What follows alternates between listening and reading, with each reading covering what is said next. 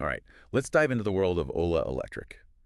Um, you've probably heard about their electric scooters, but this company, they're aiming for something way bigger. Yeah. We're talking like Tesla-level ambitions. And our guide to this whole world is their Draft Red Herring Prospectus. Yeah. That's the DRHP. Right. Think of it as their big plan, laid out in a lot of detail. Yeah, it's fascinating how Ola Electric is framing their mission. Okay. They're not just like, building vehicles. Yeah. They're aiming for a full-blown electric vehicle ecosystem starting in India.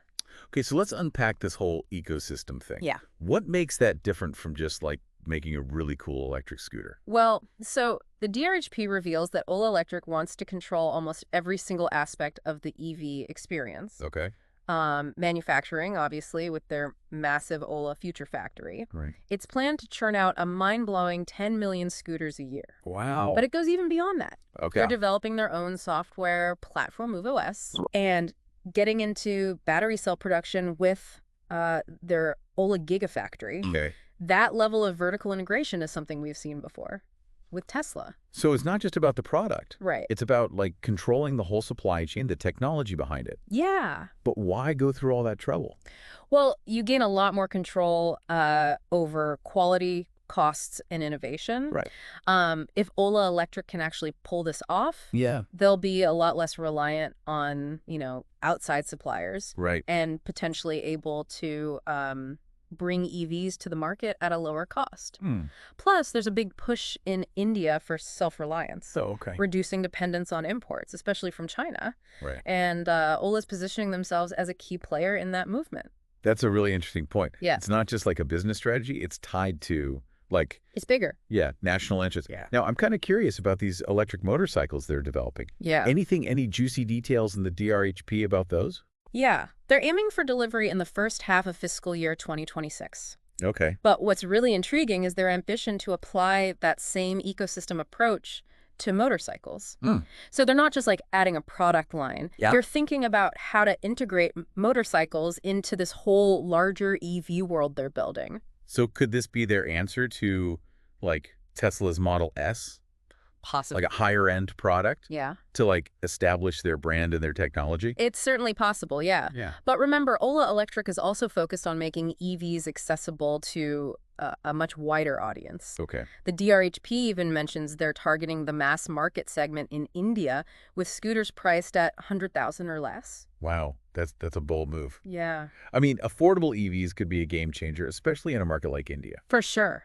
But how does that square with their ambition to be a technological leader? Right. Don't those two things usually kind of conflict? Right. Like high tech usually equals like a high price. Yeah, that's where those technical details in the DRHP become really important. Yeah. They're currently using 2,170 form factor cells for their scooters, Okay. but they're already developing a 4680 cell in-house. I admit I kind of geek out a little over battery tech. Yeah. For anyone who might not be familiar, can you just break down why this 4680 cell is such a big deal? Sure. It's a newer design that potentially offers higher energy density Okay. and lower costs. Got it. So think of it as getting more battery power and range, for your buck. Yeah. Tesla is also using this technology. Right. Yeah. Which is another interesting parallel between the two companies. So Ola Electric is aiming for like cutting edge tech and the affordability. Yeah. That's a tough balance to strike. It is. But the DRHP seems to suggest they're pretty serious about this, like, dual approach. It suggests a commitment to continuous innovation and improvement. They're not just like copying what others are doing. Yeah. They're developing their own technologies, looking for ways to make them more efficient and cost effective. Yeah, it's like they're playing a long game here. Yeah. Aiming to become a dominant force in the EV market. Right. By controlling, like, the technology from the ground up. Mm-hmm. But, let's be real, there have to be some hurdles along the way. Oh, for sure.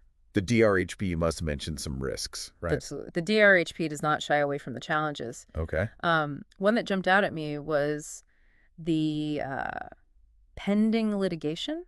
Okay. Related to battery safety concerns. Yeah, that's a critical point. Yeah. Battery safety is paramount, like in the whole EV world. Right. how they address those concerns is going to be crucial for building For sure. trust with consumers. Absolutely. Yeah. Exactly. And then there's the sheer complexity of cell manufacturing at scale. Yeah. It's a capital-intensive undertaking with potential technical challenges. We've even seen Tesla struggle with this in their early days. So it's not just about having the technology. It's about, Executing executing it flawlessly. perfectly, on a massive scale. Yeah.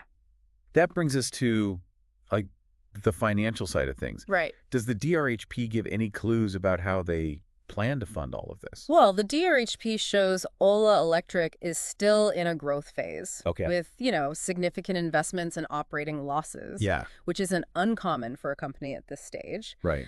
Their revenue growth, however, is impressive. Okay. The highest among Indian E2W OEMs in fiscal 2023. So they're growing fast. Yeah. But they're not profitable yet. Right. That's a kind of a familiar story for a lot of disruptive companies. Mm-hmm. Any mention of how they're kind of bridging that gap? Well, they're relying on government incentives, Okay. like the FAME subsidy and the production-linked incentive, the PLI schemes. Okay.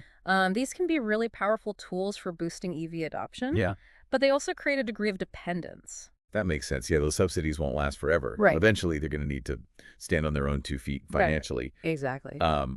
But for now, those incentives are helping them scale up, build momentum. For sure. So it's a bit of a tightrope walk. It is, yeah. You need to make the most of those incentives, while also working towards a sustainable business model that can thrive even after the subsidies fade away. Mm-hmm. It's a challenge, but not an insurmountable one. It's not, no. Okay, so we've got a company with a grand vision. Yes. Kind of a Tesla-esque approach. Yeah.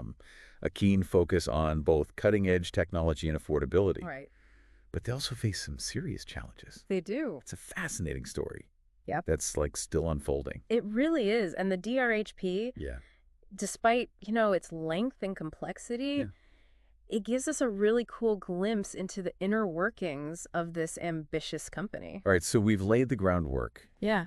Now let's dive deeper into the technical details that really set Ola Electric apart. Let's do it. Let's talk about those technical details. Yeah. What really struck me is that Ola Electric isn't just assembling parts. Right. They're actually developing core EV technologies in-house, almost like a tech company that happens to make vehicles. Okay, so it's more than just slapping a battery onto a scooter frame. Yeah.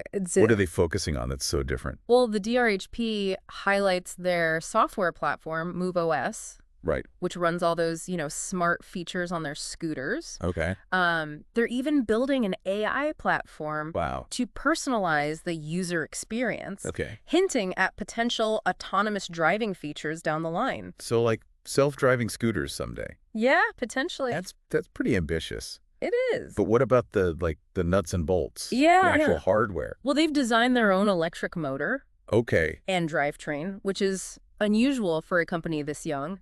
Right. Most EV makers source those parts from, elsewhere. Right, yeah. And they've created a centralized control system for their scooters, which they claim enables faster software processing and tighter integration between components. So they're not just buying off-the-shelf tech. Right. They're building their own from the software brains to the motor muscles. Yeah, exactly. Yeah. But earlier we talked about their 4680 battery cells. Right.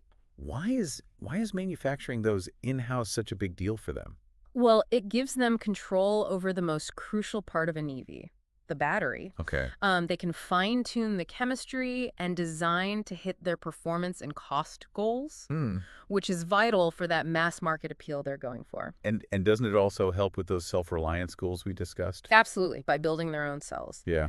Ola Electric is helping to reduce India's reliance on battery imports, especially from China. Right. So it's a strategic move. That aligns with national interests and their own business goals. So they're not just playing the EV game. Right. They're trying to, change the rules of the game. Exactly. The DRHP mentions a battery innovation center. Yes. What's happening there? Well, that's where they're developing next-gen cell technology, manufacturing processes. So it's they're building a whole ecosystem around battery tech. Yeah. Not just manufacturing. Not just manufacturing, no. They're investing in R&D. to stay ahead of the curve because the battery landscape is evolving constantly with new chemistries and designs popping up all the time. Yeah, for sure. Yeah. But, even with all this innovation, they're still a pretty new company, right? They are. They started delivering scooters in December 2021. Okay. And the DRHP does acknowledge the risks that come with being, a young company, especially one setting such ambitious targets. Yeah. Scaling up production is a huge challenge. Yeah, we've seen other EV makers struggle with that, going from making a few thousand vehicles to millions. Billions. It's a massive leap. Yeah. Yeah. What other risks are they facing? Well, quality control is critical. Okay. Any major issues with safety or reliability could really damage their brand. Right. They're also operating in a very competitive market. Yeah. The Indian EV space is getting crowded. Yeah, it is. With both local and international players. Right. So standing out is crucial. Yeah. And what about the government's role in all of this? We talked about those incentives, but could changes in regulations throw them off course? Definitely. Those incentives might not last forever. Right. And Ola Electric will need to adapt to any policy shifts and navigate the complex regulatory landscape. Yeah, that's a lot to handle. It is. And plus, they need to attract and retain top talent. Yeah, for sure. The competition for skilled engineers in the EV industry is fierce. It's like a global talent war for the brains behind these EVs. Exactly. It sounds like Ola Electric is aware of these challenges, though. They seem to be. They seem to be taking a very calculated approach, right? Balancing ambition with a realistic understanding of the risks involved. They are. They're playing a high-stakes game. Yeah. And if they succeed, the rewards are huge. Yeah. India is a massive market with a growing middle class. Right. And the government is, strongly promoting EVs. And their focus on affordable EVs could be a real game changer. Could be. Bringing this technology to a much wider audience. For sure. So they're a young company. Yes. With a lot to prove. Yeah. But they're moving fast and aiming high. They are. This story's still being written. And the ending is far from certain. And it's not just about the technology or the business strategy. It's about the people behind it all. The leadership, the engineers, the factory workers. They all play a crucial role in Ola Electric's success. Yeah, that's a really good point.